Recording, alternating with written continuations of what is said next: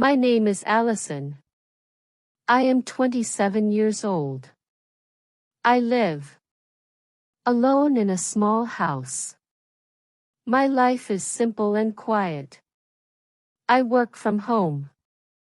I make websites for small companies. I needed more money, so I decided to rent out my guest room. One day, I got a message from a website. A man named Peter Collins wanted to rent my guest room for 1 week. His online page looked good. He wrote that he was coming for work. He needed a place to stay. I agreed to his request. He sent the money very fast. Everything seemed normal. I waited for him to arrive. This was a good way to earn extra money. It would make the house feel less empty. On Tuesday evening, he came to my house. He was a tall man. He carried a small suitcase. He said, "Thank you for letting me stay." I opened the door for him. He walked inside. I showed him his room and he liked it. From that night, the man named Peter lived in my house.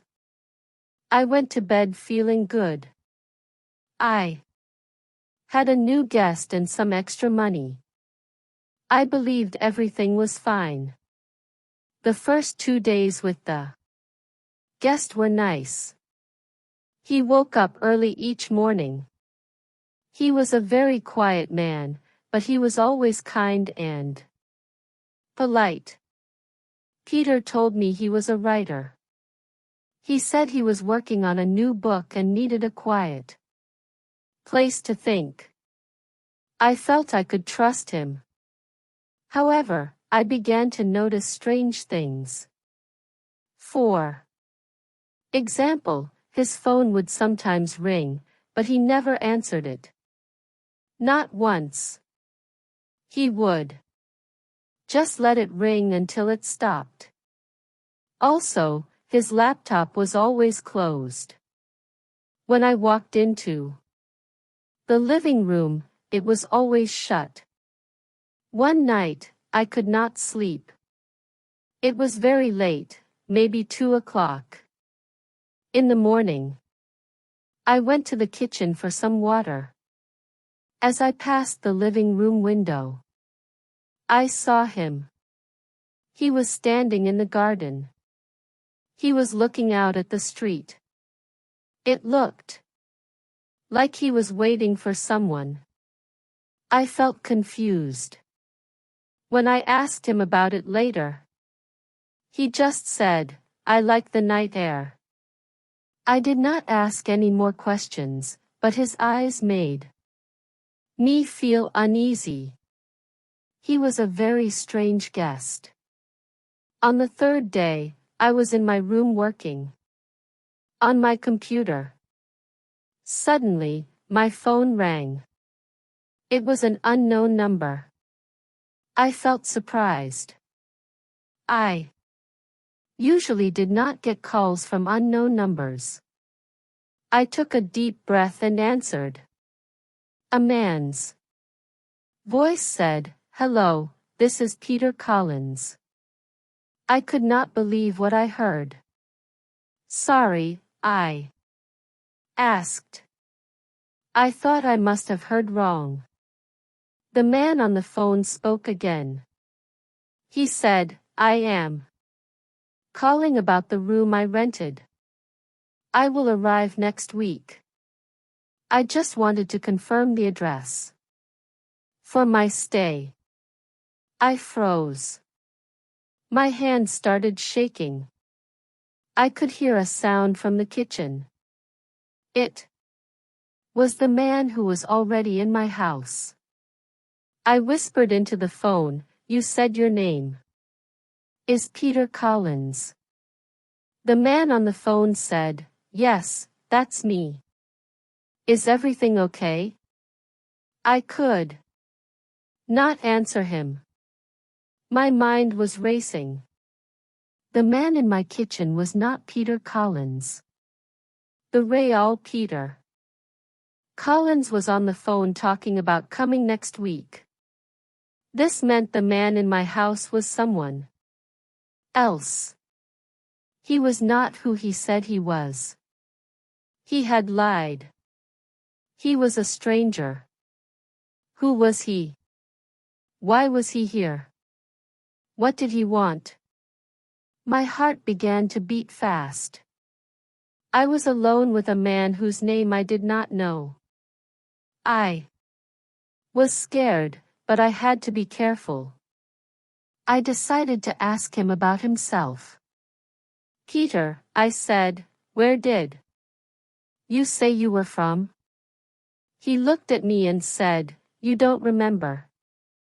My throat felt dry. I said, just remind me. He said, I think you already know. He knew. He knew that I knew. He was not Peter. Oh, right. I said quickly. My memory is bad. I stood up from the table. I'm tired.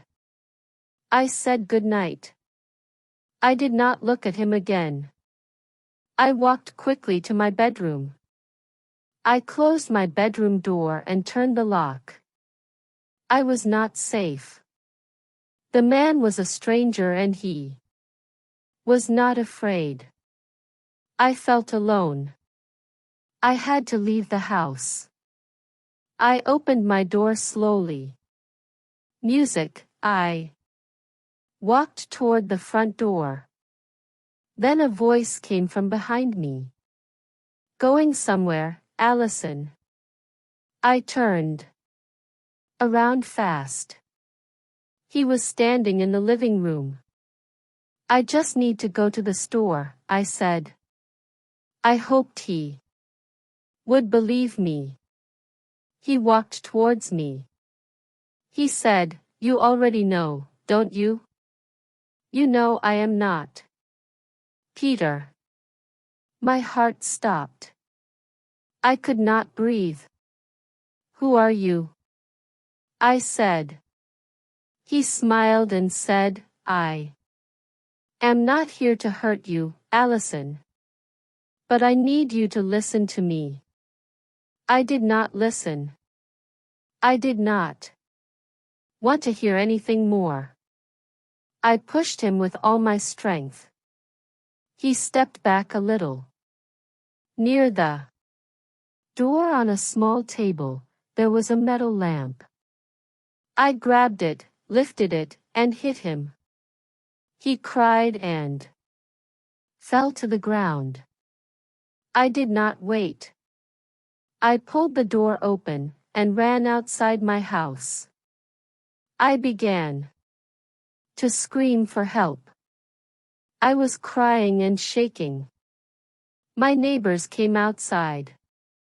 They quickly called the police. Soon, police cars arrived. 2 officers came to me and asked what had happened. I told them about the stranger in my home. They listened carefully, then went inside my house to search for him. After some time, the officers came out.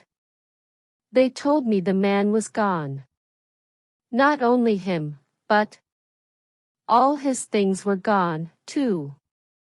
His suitcase, his clothes, everything had disappeared.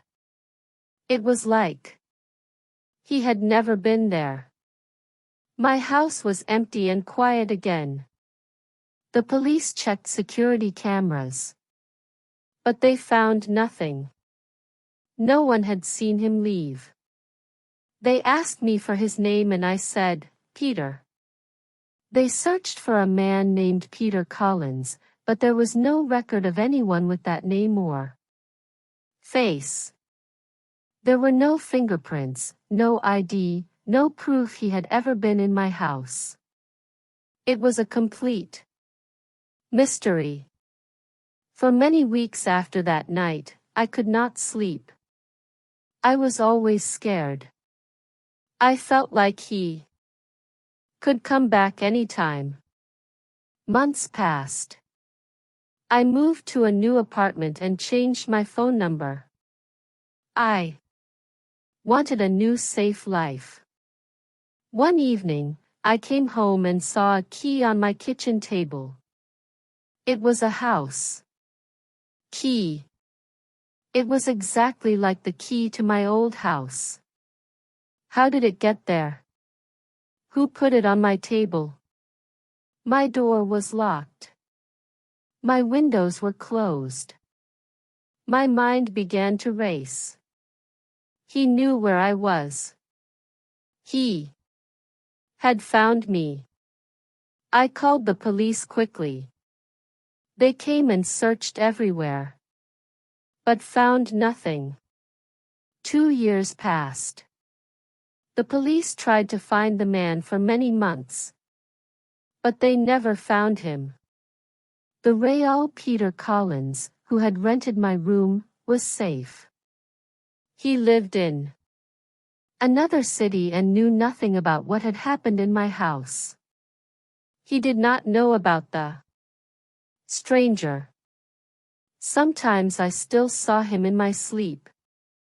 I knew he might come back one day, and if he did, I did not know what would happen. I was not sure if I could escape again. Maybe this time I would not be so lucky. I was still waiting for the stranger to come back. If you liked this story, please like, comment, share, and subscribe.